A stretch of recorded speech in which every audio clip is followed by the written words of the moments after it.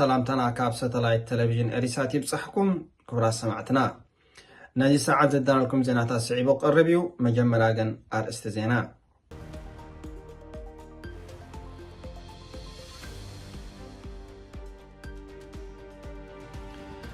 ኤርትራ መከናዚድ አሃድታት ካብ ሰሜናዊ ምዕራብ ናብ ደቡባዊ ዞባታት ሃገር ተንቀሳቐስ ከም ዘላ ተሓቢሩ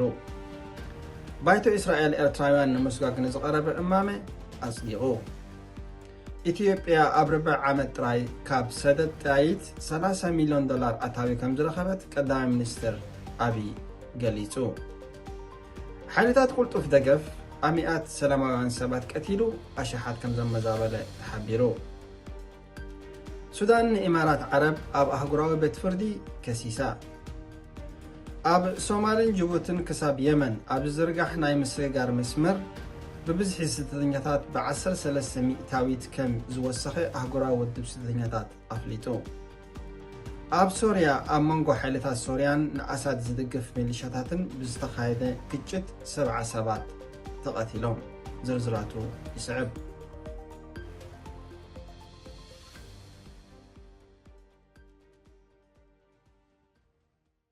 ኤርትራ መካናይዝድ አሃድታት ካብ ሰሜናዊ ምዕራብ ናብ ደቡባዊ ዞባት ሃገር ተንቀሳቐስ ከም ዘላ ተሓቢሩ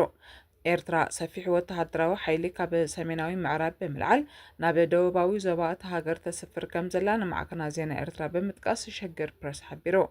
እቲ ምንቅስቓስ ሰራዊት ካብ ዝሓለፈ ወርሒ ጀሚሩ ይቕጽል ከም ዘሎ ዝግለጽ ኮይኑ ምስቲ ዝካየድ ዘሎ ወተሃደራዊ ምትእኻብ መካናይዝድ አሃድታት እውን ይንቀሳቐሳ ከም ዘለዋ ተፈሊጡ እቲ መንግስቲ ቅድሚ ሕጂ ተፋንዮም ዝነበሩ ኣባላት ዕቑር ሰራዊት ናብ ሃገራዊ ሰራዊት ዳግም ክጽንበረ ከም ዝኣዘዘ ይዝከር እዚ ቅልጡፍ ምውድዳብ እዚ ብዛዕባ ጸጥታዊ ኣቃውማት ሃገርን ክህልው ዝኽእሉ ስትራቴጂካዊ ስክፍታታትን ሕቶታት ኣበጊሱ ይርከብ ኢትዮጵያ ኣብ ቀይሕ ባሕሪ ወደብ ታድጆራ ማዓስከር ሓይሊ ባሕሪ ንምቋም ድሌታ ገሊጻ በምህላዋ ኤርትራ ብዝእዋን እዚ ትገብሮ ዘላ ወተሃደራዊ ምድለዋት ነርፋን ሓይሊ ባሕሪ ኢትዮጵያ ምላሽ ዝህብ ክኸውን ከም ዝኽእል እቲ ሓበሬታ ይእምት ኤርትራ ብዛዕባ ምኽንያት ዳግመ ምውዳብ ሰራዊት ዛጊት ወግዓዊ መግለጺ ኣይሃበትን እንተኾነ እዚ ዘሎ ዞባዊ ጸጥታዊ ምዕባለታት ዝተኣሳሰር ክኸውን ከም ዝኽእል ርድኡ እዩ ባይቶ እስራኤል ኤርትራውያን ንምስጓግ ንዝቐረበ እማመ ኣጽዲቑ ፓርላማ እስራኤል ክነሰት ሓተት ዕቑባ ኣብ ዓዶም ንስርዓት ሃገሮም ዝድግፉ ኮይኖም ተተረኺቦም ናብ ሃገሮም ክጥረዙ ንዝቐረበ ቀዳማይ እማመ ሰሚዑ ከም ዘጽደቐ ንማዕከና ዜናት ሃገር ብምጥቃስ ቢቢሲ ትግርኛ ሓቢሩ ባይቶ እስራኤል ኣብ ዝሓለፈ ወርሒ ኣብ ሃገሮም ንዘሎ ስርዓት ዝድግፉ ኤርትራውያን ዝርከብዎም ሓተት ዕቑባ ናብ ሃገሮም ንምስጓግ ንዝቐረበሉ እማመ ከም ዘጽደቐ ይፍለጥ እቲ ብኣባል የማናዊ ሰልፊ እስራኤል ቤቱኑ ዝኾነት ሊያ ማሊኖቭስክ ኣብ ባይቶ ቀሪቡ ዝርዝራቱ ዝተሰምዐ እማመ 19 ደገፍ 8 ድማ ተቃውሞ ድምፂ ረኺቡ ከም ዝጸደቐን ብተወሳኺ ምይይጥ ናብ ፍሉይ ኮሚቴ ናይቲ ባይቶ ተመሪሑ ከም ዘሎን ሓበሬታ ረዲኡ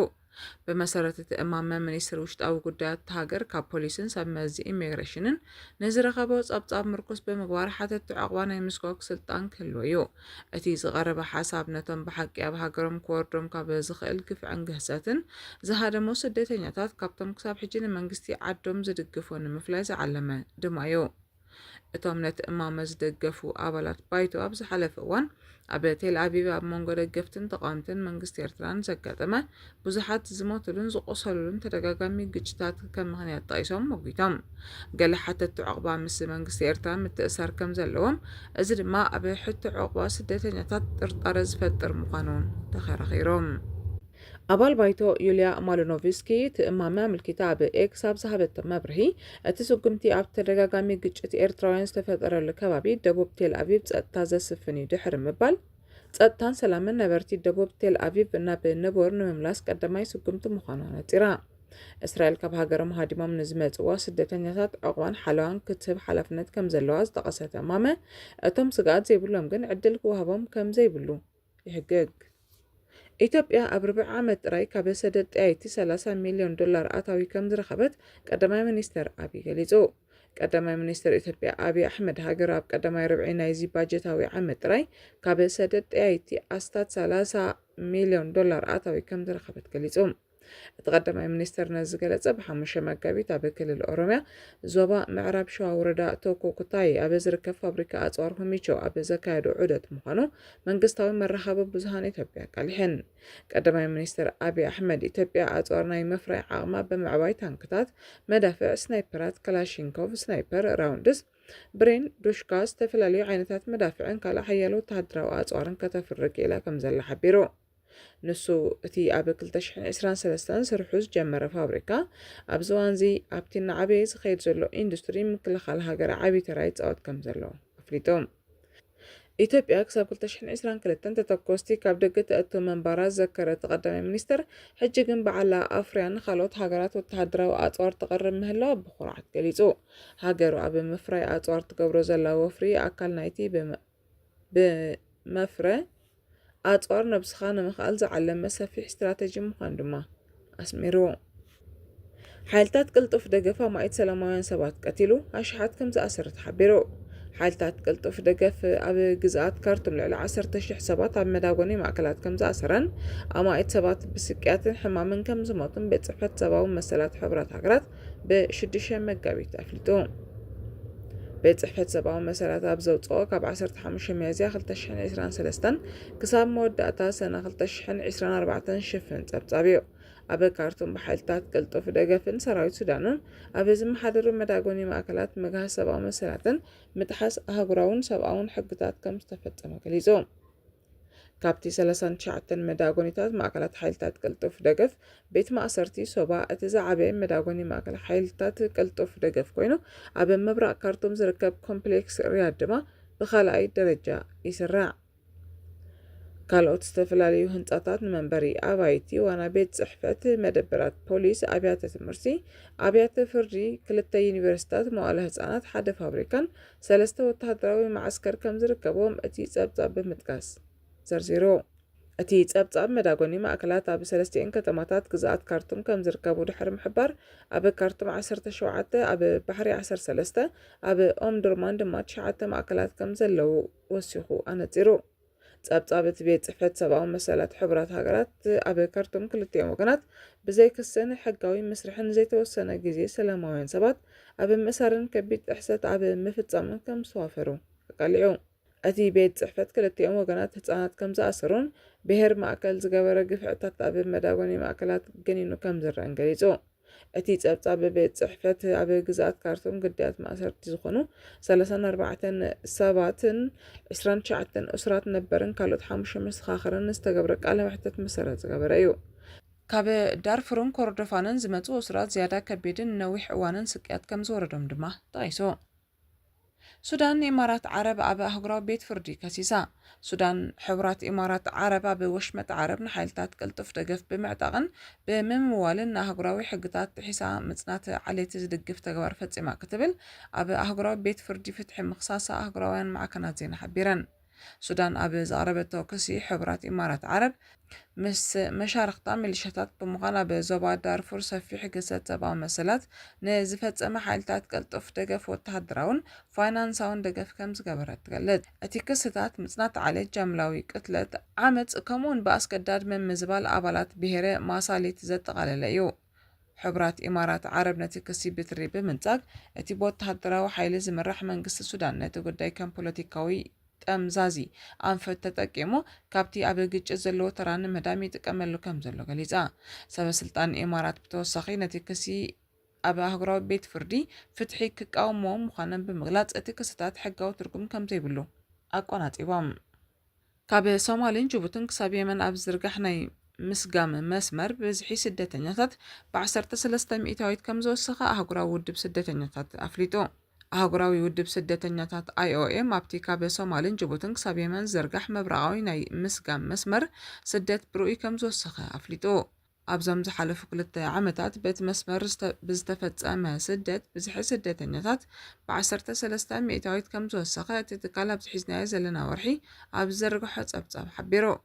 ብመሰረት ሓበሬታ IOM ብፍላይ ኢትዮጵያ ገዚፍ ወሰኺ ቁጽሪ ስደተኛታት ኣርያላ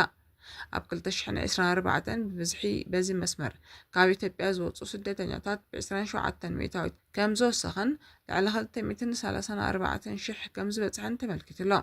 ኣብ ዓመት እቲ ቤት መስመር ካብ ዝተጓዓዙ ስደተኛታት እቶም 96 ሚእታዊት ኢትዮጵያውያን ምዃኖም ድማ ተፈሊጡ። እቲ ትካል ብተወሳኺ ኣብ 2024 ጥራይ ካብ መብራቃዊ መንገዲ ኣብ ዝርከብ መሳገሪታት 462 ስደተኛታት ኣብ ባሕሪ ጥሒሎም ከም ዝሞቱ ኣመልኪቱ። ብዙሓት ስደተኛታት ኣብ መንገዲ ወይ ኣብ የመንን ካልኦት ሃገራት ወሽመጥ ዓረብን ኣብ ዝበፅሕሉ እዋን ምስ መዛ ዘይሕጋዊ ምስጋር ደቂ ሰባት ገዘት ከም ዘጋጠመውን ጠቂሱ። እቲ ካብ ሶማልን ጅቡቲን ክሳብ የመን ዝርጋሕ መብራቃዊ መስመር ብደረጃ ዓለም ሓደ ካብቶም ኣዝዮም ሓደገኛታት ኮሪደራት ስደት ኮይኑ ይቕፅል ስለዘሎ ኣብ ስደተኛታት ጽኑዕ ሓለዋ ክግበርን ስደት ኢትዮጵያውያን ሱር ጠንቁ ንምፍታሕ ሓያል ጻዕርታት ክግበርን ኣህጉራዊ ውድብ ስደተኛታት ተላብዩ። ኣብ ሶርያ መንጎ ሓይልታት ሶርያን ኣሳድ ዝድግፉ ሚሊሻታትን ብዝተኻየደ ግጭት 70 ሰባት ተቐቲሎም። ኣብ ሶርያ መንጎ ሓይልታት ጸጥታ መንግስቲ ነቲ ካብ ስልጣኑ ዝተኣለየ ስርዓት በሽር አልዓሳድ ዝድግፉ ዕጡቓትን ብዝተኻየደ ውግእ ልዕሊ 70 ሰባት ከም ዝሞቱን ብዓሰርተታት ዝቑጸሩ ካልኦት ከም ዝቆሰሉን ማሕበረሰባዊ መሰላት ሶርያ ብ6 መጋቢት ሓቢሩ። ኣብ መንጎ ሓይልታት መንግስትን እሙናት ኣሳድን ብ6 መጋቢት ኣብ ገማግም ባሕሪ ኣብ ትርከብ ከተማ ጀብሊን ጎራብታን ዓድታትን ብዝተኻየደ ውግእ 48 ሰባት ከም ዝሞቱ ተገሊጹ። እቲ ፍጻመ ኣብ ወርሒ ታሕሳስ ኣሳድ ካብ ስልጣን ካብ ዝእለነ ድሓር ኣብ ልዕሊ ሓደስቲ ሰበስልጣን ዝተፈጸመ ዝዓበየ መጥቃዕቲ እዩ። ደገፍቲ ኣሳድ ዝኾኑ ዕጡቓት 16 ኣባላት ጸጥታ ክቐትሉን ከለዉ ካብ እሙናት ኣሳድ ድማ 28 ዕጡቓትን 4 ሰላማውያን ሰባትን ከም ዝተቐትሉ እቲ ትካል ብ6 መጋቢት ኣፍሊጡ። እቲ ኣቐዲሙ ዝተኻየደ ውግእ ኣብ ሃገር ማእከላይ ባሕሪ ትርከብ ኣውራጃ ላቲኪያ እዩ ነይሩ። ኣብ ላቲኪያ ብዝተኻየደ ናይ ጸጥታ ሰሪሒት ብውሕዱ 4 ሰላማውያን ሰባት ክቕተሉን ከለዉ ኣብቲ ከባቢ ወጥሪ ነጊሱ ከም ዘሎ እቲ ሓበሬታ የነጽር። እቲ ሓይልታት ጸጥታ ብ4 መጋቢት ኣብ ከባቢ ዳኣቱር ጀምርዎ ወፍሪ ብተረፍ ሚሊሻታት ኣሳድ ብዝተፈጸመ ድብያ 2 ኣባላት ጸጥታ ድሕሪ ምቕታሎም ከም ዝተበገሰ መንግስታዊ ማዕከን ዜና ሓቢረን። ኣብቲ ስርሒት ሓይልታት ጸጥታን ሓላፊ ስለያ ሓይሊ ኣየር ዝነበረን ሓደ ካብቶም እሙናት ስድራ ቤት ኣሳድ ከም ዝኾነ ዝተገልጸን ካብ ሰብ ከም ዝሓዙ መንግስታዊ ማዕከናት ዜና ሓቢረን። ኣብ ከተማ ጃብለ ዝርከቡ ሓይልታት ጸጥታ መንግስቲ ንጀነራል ኢብራሂም ሄዊ ኣብ ቀይዲ ከም ዘእተውዎ ተማዕከን ዜና ሓቢራ። ካብ 1987 ክሳብ 2002 ስለያ ሓይሊ ኣየር ዝመርሕ ዝነበረ ጀነራል ህዌጃ ኣብ 1977 ኣብ ልዕሊ መራሒ ድሩዝ ሊባኖስ ካማል ቤክ ጁምብላት ብዝተፈጸመ ቅትለት ካብ ነዊሕ እዋን ኣትሒዙ ክጥርጠር ዝጸንሐ እዩ። ብካልኦት ኣማኢት ቅትለታት እውን ይኽሰስ እዩ። ሓደ ምንጪ ሚኒስትሪ ምክልኻል ንማዕከን ዜና ሳና ኣብ ዝሃቦ ሓበሬታ ገዚፍ ወተሃደራዊ ወሃብ ደገፍ ናብ ከባቢ ጃብለ ይዋፈር ከም ዘሎ ሓቢሩ። ሓይልታት ጸጥታ መንግስቲ ነተን እሙናት ኣሳድ ዝነብሩለን ከባቢታት ላታኪያ፣ ሆምስን ወደባዊት ከተማ ተርቱስን ናይ ለይቲ ዕፅዋ ገይሮም ከም ዘለው ሳና ሓቢራ። ኣብ ካልኦት ከተማታት ሃገር ንሓይልታት ጸጥታ ምድጋፍ ህዝቢ ከም ዝተኣከበ ተፈሊጡ ኣሎ።